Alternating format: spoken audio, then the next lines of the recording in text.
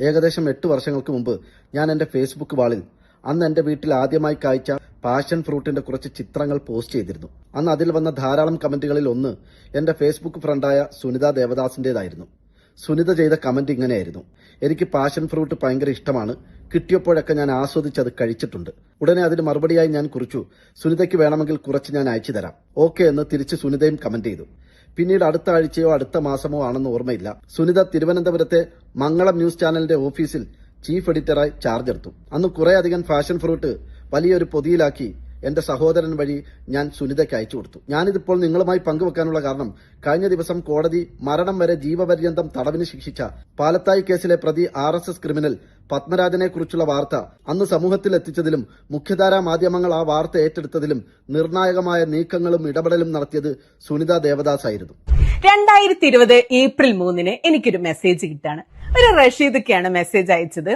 വളരെ അത്യാവശ്യമായിട്ടൊരു കാര്യം സംസാരിക്കാനുണ്ട്, ഫോൺ നമ്പർ ഒന്ന് തരുമോ എന്നായിരുന്നു ആ മെസ്സേജ്. അപ്പൊ അദ്ദേഹം പറഞ്ഞു, ഒരു കൊച്ചു കുഞ്ഞിനെ അധ്യാപകൻ പീഡിപ്പിച്ചൊരു കേസുണ്ട്. അപ്പൊ ഞാൻ ഭയങ്കര നിസ്സാരമായിട്ട് പറയാം, അതിനിപ്പോ എന്താ പോലീസിൽ പരാതി കൊടുക്കൂ? അപ്പൊ അദ്ദേഹം ഭയങ്കര വേദനയോടുകൂടി എന്നോട് പറഞ്ഞു, പാനൂരിൽ പോലീസ് സ്റ്റേഷനിൽ പരാതി നൽകിയിട്ട് ഇന്നേക്ക് 17 ദിവസം കഴിഞ്ഞു. പ്രതി BJP കാരനായതുകൊണ്ട് BJP Thrippangottur panchayat president ആയിരുന്ന കടവത്തൂർ മുണ്ടത്തോട് കുറുങ്ങാട്ട് ഹൌസിൽ K പത്മരാജനെ ഇതുവരെ പോലീസ് അറസ്റ്റ് ചെയ്തിട്ടില്ല എന്ന് പറഞ്ഞു. അപ്പൊ എനിക്ക് ആ കേസിന്റെ ഗൗരവം മനസ്സിലായി. സംഘപരിവാർ അധ്യാപക സംഘടനാ ജില്ലാ നേതാവായിരുന്നു പ്രതി പത്മരാജൻ.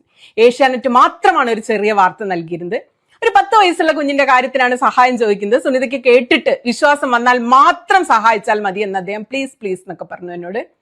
ഞാനൊരു അമ്മയാണ്, ഞാനൊരു സ്ത്രീയാണ്, അതിലുപരി ഞാനൊരു മാധ്യമ പ്രവർത്തകയാണ്. ഞാൻ റഷീദ് കെക്കന്റെ ഫോൺ നമ്പർ കൊടുത്തു. അദ്ദേഹം എന്നോട് സംസാരിച്ചു, എനിക്ക് കാര്യങ്ങൾ ബോധ്യം വന്നു.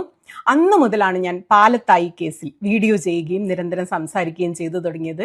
പിന്നീട് മുഖ്യധാരാ മാധ്യമങ്ങളിലൊക്കെ ഈ വിഷയം വലിയ വാർത്തയായി, എല്ലാവരും വലിയ പ്രാധാന്യത്തോടെ ഏറ്റെടുത്തു. ഇന്നത്തെ പോലെ യൂട്യൂബിൽ ചാനലുകളും ബ്ലോഗുകളും ഒക്കെ സജീവമാകുന്നതിന് മുമ്പും ഫേസ്ബുക്ക് വാളുകളിലൂടെ സമൂഹത്തിൽ നടക്കുന്ന അതിക്രമങ്ങൾക്കെതിരെ, അനീതിക്കെതിരെ ശക്തമായി പ്രതികരിക്കുകയും ആരോരുമില്ലാത്തവരുടെ ശബ്ദമാവാൻ സുനിത ദേവദാസ് എന്ന് മുൻപന്തിയിലുണ്ടായിരുന്നു. ഉപ്പ മരിച്ചുപോയ യത്തീമായ മിടുക്കിയായ മുസ്ലിം പെൺകുട്ടിയെ അതിക്രൂരമായി കടിച്ചുകുടഞ്ഞ ഗുരുനാഥനായ പത്മരാജൻ എന്ന RSS ക്രിമിനലിനെ കോടതി മാതൃകാപരമായി ശിക്ഷിച്ച് ജയിലിൽ അടച്ചെങ്കിലും അയാൾ നിരപരാധിയാണെന്നും അയാളെ പുറത്തു കൊണ്ടുവരണമെന്നൊക്കെയുള്ള ആവശ്യങ്ങളുമായി മുൻ DGP സെൻകുമാർ അടക്കമുള്ള സാമൂഹ്യ വിരുദ്ധർ പുറത്ത് വലിയ ഒച്ചപ്പാടുകൾ ഉണ്ടാക്കുന്നുണ്ട്. ഏതെങ്കിലും തരത്തിൽ പ്രതിയെ രക്ഷപ്പെടുത്താനുള്ള നീക്കങ്ങൾ ഉന്നത സ്ഥാനങ്ങളിൽ നിന്നും ഉണ്ടായാൽ എല്ലാവരും, പ്രത്യേകിച്ച് പെൺമക്കളുള്ള മുഴുവൻ മാതാപിതാക്കളും അടങ്ങുന്ന സമൂഹം ഒന്നടങ്കം ശക്തമായ പ്രതിഷേധവുമായി രംഗത്തുണ്ടാവും.